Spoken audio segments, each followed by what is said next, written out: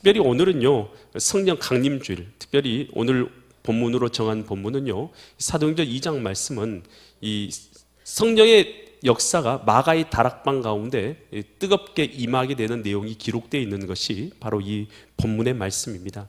과연 이 말씀을 통해서 하나님께서 이 시간도 우리에게 무엇을 깨닫게 하시고 무엇을 말씀하신가, 나에게 주시는 하나님의 음성이 있는 은혜의 시간 되시기를 간절히 축원드립니다.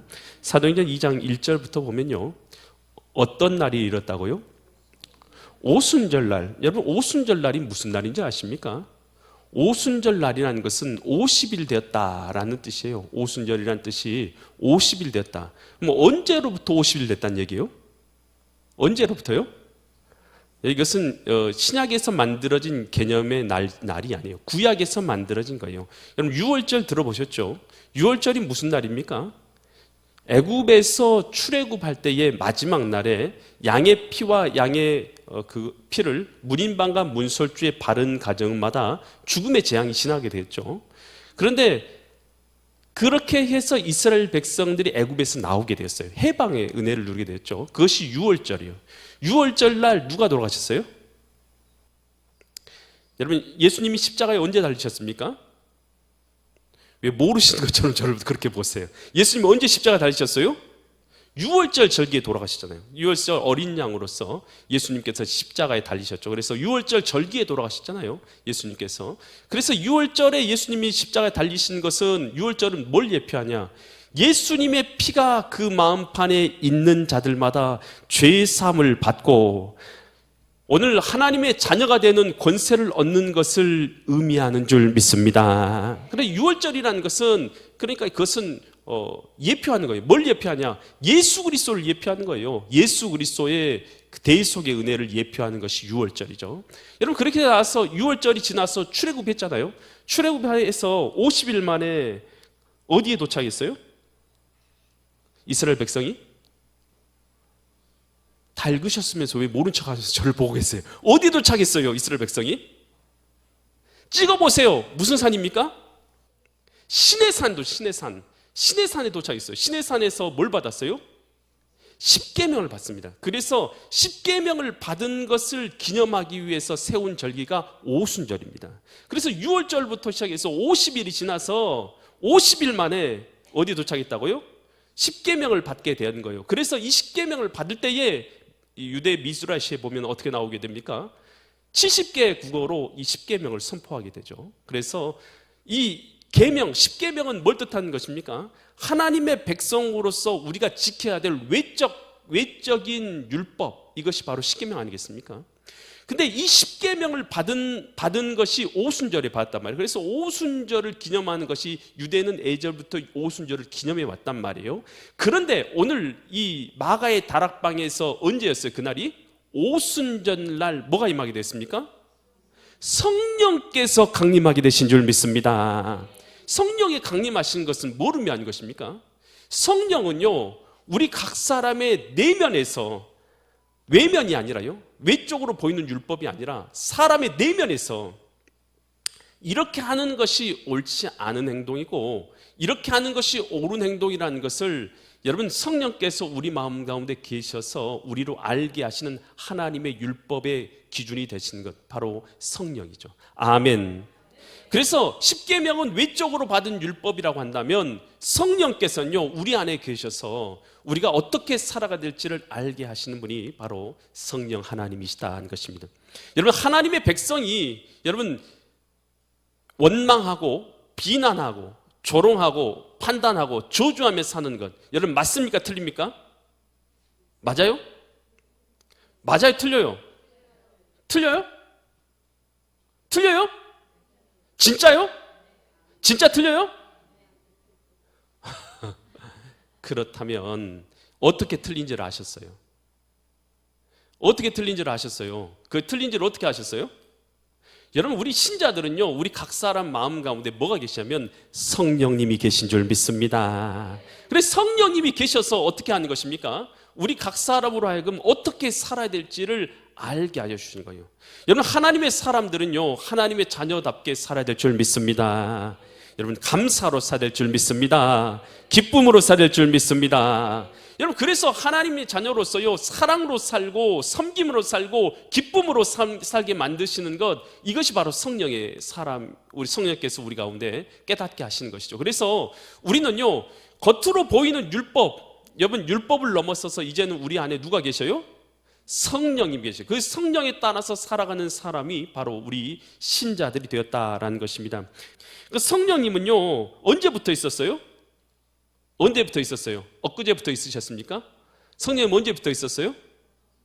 여러분, 창세부터 성령님은 계신 줄 믿습니다. 성령님께서는 천지와 만물을 창조하시는 그때부터 지금까지 영원토록 계시는 거예요. 그래서 성령님은 사람이에요, 사람이 아니에요? 우리처럼 육신 갖고 계셔요? 성령님은 사람이 아니에요. 이 성령은요, 스피릿이에요, 스피릿. 스피릿은 영이에요, 영.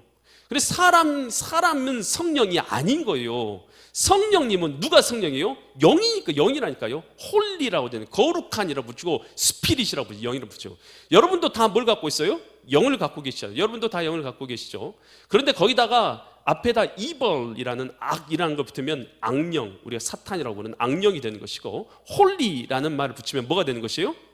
성령이 되는 것이에요. 여러분, 그래서 하나님의 영을 우리는 뭐라고 부르냐면 성령이라고 부르는 거예요. 그래서 어리석게 내가 성령이다 라고 말하는 사람들도 있어요. 그건 정말로 어리석은 거예요. 그것은요, 성령은요, 영이신데 내가 자기가 사람이 성령이라고 하는 것은요, 정말 아무것도 모르는 바보들이나 하는 얘기인 것이죠. 그래서 사람은 성령이 될 수 없다는 것이죠. 성령은 하나님의 영이시다라는 것입니다. 그래서 성경에서는요, 하나님의 영이라고 부르기도 하고 예수 그리스도의 영이라고 부르기도 하고 성령이라고 부릅니다. 이것을 세 개를요, 다 동어로 쓰고 있어요. 이 고린도전서 12장 3절 말씀을 보세요. 그러므로 내가 너희에게 알리노니, 누구의 영이요? 하나님의 영이라고 이렇게 말하고 있잖아요. 이것을 성령이라고 부르는 거예요. 말하는 자는 누구든지 예수를 저주할 자라 하지 아니하고, 또 뭐로요? 성령. 이 구절 안에서 하나님의 영과 성령은요, 동의어로 쓰고 있어요. 깨달아지십니까? 깨달아지십니까? 그래서 하나님의 영과 성령은 동의어로 쓰고 있어요. 또 보면 로마서 8장 9절 말씀 보면요, 만일 너희 속에 누구의 영이 있으면요, 하나님의 영이라고 말했죠. 첫 번째는 그래 너희가 육신에 있지 않은 영에 있나니, 누구든지 이번엔 누구의 영이라고 말하고 있어요? 그리스도의 영, 예수님의 영으로 표현했어요. 이 구절 안에서도 하나님의 영과 예수 그리스도의 영은 동의어로 사용되고 있어요. 깨달아지시면 아멘. 그 예수 그리스도의 영과 하나님의 영은 동의어로 쓰고 있어요. 또 빌립보서 1장 19절에서는 이렇게 말해요. 이것을 너희의 간구와 예수 그리스도의 뭐로 표현하고 있습니까? 아까 치면 그리스도의 영이라고 표현했지만 이번에는 예수 그리스도의 성령이라고 분명하게 또 표현하고 있죠. 그래서 성령은 성령인데 뭐라고, 누구의 성령이라고 말하고 있어요? 예수 그리스도의 성령이라고 말하고 있어요. 그래서 이 성경 안에서는요, 하나님의 영, 예수 그리스도의 영, 그리고 성령은요, 동의어로 쓰고 있어요. 깨달아지신 분들만 아멘. 여러분, 예수 그리스도의 영, 그리고 하나님의 영이 바로 성령인 줄 믿습니다. 그러면 성령은 누구 안에 계시냐? 어떤 자들 안에 있냐? 요한복음 7장 38절과 39절에서 이렇게 말하고 있어요. 예수 그리스도죠. 여기서는 정확히 말하면 예수 그리스도를 믿는 자는 뭐가 있어요? 성경의 이름같이 그 배에서 뭐가 나온다고요? 생수의 강이 흘러나오리라. 여러분, 예수 그리스도를 믿는 자들은요, 그 심장 가운데, 심령 가운데 뭐냐면 생수가 있어요. 생수가. 그 생수의 강이 흘러나와야 돼요. 여러분, 생수의 강, 예수님 믿고 있는데 생수의 강이 다 말라버려서 아무 생수강도 흐르지 않고 있는 사람이 있다면 여러분, 얼마나 비참합니까? 여러분, 예수님을 믿긴 믿는데 내 마음 가운데 생수의 강이 흘러나와야지 이게 정상이에요. 성령께서는 생수가 되셔서 내 영혼을 씻으시고 내 영혼을 새롭게 하시고 내 영혼을 하나님의 자녀로 살아가게 하시고 내 영혼을 감사와 기쁨으로 살아가게 하시는 영이 성령의 영이요, 이것을 생수의 강으로 표현하고 있어요. 그래서 요한복음 7장 39절 그 다음 구절에서 이렇게 말하죠. 이는 그를 믿는 자, 예수 그리스도를 믿는 자들이 받을 뭘 가리킨다고요? 생수의 강은 바로 성령을 가리켜 말씀하신 것이라. 그래서 우리 마음 가운데 성령님은 다른 곳에 있잖아요. 우리 마음 가운데 거하셔서 생수의 강이 되시는 줄 믿습니다. 그래서 기쁨과 감사, 은혜의 강으로서 우리의 영혼을 만족시키게 하는 거예요. 생수의 강의 정도는요, 각 사람마다 다 다릅니다. 오늘 우리 가운데서 얼마만큼 하나님과 깊이 있는 교제를 나누냐에 따라서 여러분의 삶 가운데 생수의 강은요, 그 깊이가 다를 것이에요. 그래서 여러분 가운데 생수의 강이 깊이가 있는 강이 흘러서 여러분의 영혼을 살리는 역사가 있기를 간절히 축원드립니다. 고린도전서 12장 3절에서 이렇게 말해요. 그러면 내가 너희에게 이르노니 하나님의 영으로 말한 자 누군지 예수를 저주할 자라 하지 아니하고, 또 누구로 아니하고선요, 성령으로 아니하고는 누구든지 예수를 누구라 할 수 없어요? 나의 주인이라고 할 수 없느니라. 예수님께서 여러분의 주인이십니까? 예수님이 여러분의 주인이십니까? 정말로 예수님이 여러분의 주인이십니까? 이것이 바로 뭐냐 하면 성령의 역사인 것이에요. 그래서 여러분 마음 가운데 예수님이 내 주인이다 라고 고백하는 사람들은 성령 안에 있는 사람들이다 라는 것입니다. 고린도후서 1장 22절에서는 이렇게 말하고 있어요. 그가 또한 우리에게 뭐 하셨어요?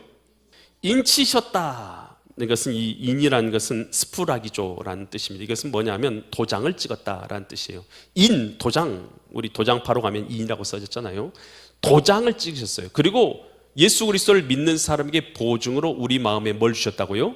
성령을 주셨느니라. 여러분, 그래서 예수님을 여러분이 진짜로 믿으면, 가짜로 믿는 분들은 제외하겠습니다. 여러분, 껍데기가 아니라 신앙생활은 예수님이 내 마음의 주인 대신 실제이잖아요. 여러분, 예수님을 진짜로 믿으면 여러분 인치시고 보증으로 성령을 여러분에게 주신 줄 믿습니다. 그래서 여러분의 마음 가운데 성령이 거하셔요. 그래서 성령의 은혜를 누리며 살아가는 것이에요. 이것이 신앙생활인 거예요. 신앙생활을요 했는데 날마다 원망만 해, 날마다 불평만 해, 날마다 미워해, 날마다 저주해. 목사님 얼굴에 점이 있는데 그거 정말 보기 싫다고 맨날. 여러분, 제 얼굴에 점이 있는 것이요, 은혜에 충만하게 되면 보일까요, 안 보일까요? 안 보여요. 그게 중요한 게 아니라 하나님의 은혜가 여러분의 심령 가운데 흘러 들어가는 역사가 있는 줄 믿습니다. 여러분, 이 은혜가 중요한 것이지 맨날 여러분 다른 것만, 여러분 똑같은 상황 가운데서 어떤 사람은요 감사와 은혜가 넘쳐요. 어떤 사람은 원망과 불평 가운데 살아가요. 신앙생활하고 하나님을 주인 삼았는데도 불구하고 맨날 원망만 불평만 하면서 살기를 우리 주님이 바라신가요? 아니, 우리 주님께서요 우리를 하나님의 자녀 삼아가지고, 여러분 세상 사람도 그렇게 안 살아갔는데 세상 사람들보다 못하게 비난하고 저주하고 원망하고 불평하면서 살도록 하기 위해서 하나님의 아들 독생자가 예수 그리스도가 나의 구주가 되셨고 내 안에 성령을 주셔서 그렇게 살아가게 하고 계신가요? 여러분, 성령의 샘이 다 말랐기 때문에 그래요. 은혜의 샘이 말랐기 때문에 그래요. 아무 은혜도 없어요. 착각하지 마세요. 여러분, 그런 상황 가운데 있으면서 내 영혼이요 그런 마음 가운데 있으면서요 영혼의 샘이 다 말라있는데도 불구하고요 착각하며 신앙생활하는 사람이 얼마나 많은지 몰라요. 여러분, 하나님을 믿는데 아무 기쁨도 없어요. 신앙생활 잘못하고 계신 거예요. 하나님의 자녀가 됐는데 아무 은혜를 못 누리고 있어요. 신앙생활 안 하고 있는 거랑 똑같은 거예요. 여러분, 글을 읽을 수 있는 능력을 갖고 있는 사람이요 책을 안 읽으면요 글을 모르는 사람하고 똑같아요. 여러분, 하나님의 자녀가 됐는데 생명의 샘이 내 가운데 있는데 그 샘에서 나오는 것이 나로 하여금요 여전히 나의 어떤 것에부터 중독되어가지고 그 중독에서 벗어나지 못하게 만들고 내 생활로요 여전히 원망과 불평과요 저주 가운데 살고요 여전히 그 삶을 벗어나지 못하게 만들고 있으면요 생명의 샘을 누리지 못하고 있는 것입니다. 여러분, 오늘 주께서요 약속하시는 것은요 예수 그리스도를 믿는 자들 마음 가운데 생명의 샘이 터져나오게 하시는데 그것이 성령으로 우리 마음 가운데 거하고 계신 줄 믿습니다. 고린도전서 3장 16절에서 이렇게 말해요. 너희가 하나님의 뭐예요? 성전이 왜 성전입니까? 교회가 왜 교회예요? 교회가 왜 교회입니까? 성전이 왜 성전입니까? 누가 계셔야 성전입니까? 하나님이 계시면 성전이에요. 여러분, 교회가 왜 교회냐면요 하나님이 계시면 교회인 줄 믿습니다. 그런데 너희가 뭐라고요? 우리가 하나님 믿는 우리가 성전이랍니다. 왜요? 하나님의 성령이 너희 안에 계시는 것을 알지 못하느냐. 주의 하나님의 영이 내 안에 계시기 때문에 내가 성전된 줄 믿습니다. 여러분의 성전이래요. 하나님께서 여러분에게요 성전이라 하십니다. 왜요? 여러분 안에 뭐가 있기 때문에요? 하나님의 영인 성령께서 여러분 가운데 거하시기 때문에 여러분에게 성전이다라고 주님께서 말씀하시는 것입니다. 여러분, 그래서요, 성령 받음은 이런 것은요, 여러분, 이것은요 결혼하고 똑같아요. 뭐하고 같다고요? 여러분, 결혼을 여러분 이 배우자하고 몇 번 하세요? 한 번 아니, 한 번. 죄송합니다. 예, 한 번 하는 거, 일반적으로 한 번 하는 건데, 지금 살고 있는 배우자하고 결혼 한 번 하는 것이죠. 여러분, 근데 결혼이 사랑입니까? 사랑은 이 시작인 거, 사랑의 시작인 것이죠. 사랑은 계속해서 해 가야 되는 것이고, 결혼은 한 번 있는 것이죠. 성령이 임하심도 이와 같아요. 성령이, 우리가 예수님 믿을 때 성령이 임하심도 한 번에 임합니다. 그래서 성령님 지금 어디 계셔요? 여러분의 마음 가운데 성령의 샘이 흘러넘치지 못한 사람도 있긴 있겠지만, 성령과 교제가 적어서요. 하지만 여러분의 마음 가운데, 예수님을 믿는 신앙인들 마음 가운데는 성령님이 계신 줄 믿습니다. 근데 이 성령님을요, 충만함을 누려야 돼요. 성령의 충만함을 누리는 것은요, 사랑하는 것과 비슷해요. 가정을 이루어 가지고도요, 사랑 안 하면서 살 수 있어요. 그러면요, 풍성한 삶을 전혀 못 살죠. 제 잘못이 아니에요. 여러분 잘못이죠. 그 못 살면. 여러분, 풍성한 삶을 사는 것은 여러분이 해야 될 일인 것이죠. 성령과도 마찬가지입니다. 하나님과도 마찬가지예요. 여러분, 우리가요, 성령의 은혜를 받았어도요, 성령과 교제하며 풍성한 삶을 살아가는 것은요, 우리가 날마다 은혜를 구하고 주님의 뜻대로 살아갈 때 성령의 풍성한 은혜를 누리며 생수의 강이 여러분의 마음 가운데 터져 나오게 되는 줄 믿습니다. 그래서 사도행전 2장 오늘 2절로 3절 말씀 보면 성령이 임하신 내용이 나오잖아요. 한번 보세요. 호련히 하늘로부터 급하고 강한 바람 같은 소리가 있어서 그들 앉아있는 온 집에 가득하게 되어서, 3절 보니까 3절, 마치 불의 혀 같은 것이 갈라져서 그들에게 모여서, 어떻게, 누구에게 임했습니까? 각 사람에게. 여러분, 성령의 임하심은요, 각자에게 임하는 것인데, 하나씩 뭐 있어요? 임하여 있더니. 여러분, 성령의 임하심은요, 각자마다 임하는 것이고, 중요한 것은 또 뭐냐면, 여러분, 임하시는 거예요. 내가 얻는다라고 생각하는데 사실은 임하시는 거예요. 어떻게 임하시게 되냐면, 약속에 따라서 임하십니다. 여러분, 우리 이 누가복음 24장 49절에서도 주님께서 이렇게 말씀하셨어요. 이 누가복음 24장 49절, 약속하신 것을 기다리라. 하늘로부터 위로부터 임하시는 것을, 약속하는 것을 기다리라라고 성경에서 말하고 있어요. 그래서 이 성령이 임하시면 어떻게 임하게 되냐면, 약속하신 대로 임하게 돼요. 어쩔 때 임하게 되냐 하면, 여러분 잘 들으세요. 죄를 회개할 때, 여러분, 우리는 다 예수님을 믿었잖아요. 예수님 믿지 않는 사람은 예수님을 믿을 때에 성령이 임하게 되는데, 예수님 믿는 사람들에게 있어서, 우리는 저와 여러분 믿는 사람들에게 있어서 뭘 회개되냐면, 우리가 주님 앞에서 그릇되이 행한 것을 회개할 때에 주님께서는 성령으로 충만하게 하셔요. 그래서 어떻게 회개되냐면, 여러분, 믿음 없이 살았을 때 있어요, 없어요? 내가 돈을 얻고 명예를 얻고 권력을 얻고 하는데 하나님 없이도 살 수 있다라고 생각했던 마음이 뭐냐면 교만의 마음입니다. 그것이 하나님 앞에요, 얼마나 교만한 마음인지 몰라요. 나는 일주일에 한 번도 예배 안 드리고도 얼마든지 살 수 있다, 그런 마음 혹시 있으세요? 여러분 있으세요? 난 예배 안 드리고도 하나님의 자녀로 잘 살 수 있을 것 같다. 여러분, 이것 자체가요, 얼마나 하나님 앞에 큰 교만이겠어요. 여러분, 이런 교만의 마음, 여러분, 하나님 앞에서요, 하나님이 내 마음의 주인 되셔야 되는데, 물질이, 탐욕이, 명예가, 권력이, 성공이 주인 되는 것, 여러분, 이런 삶을 사는 사람이 있잖아요.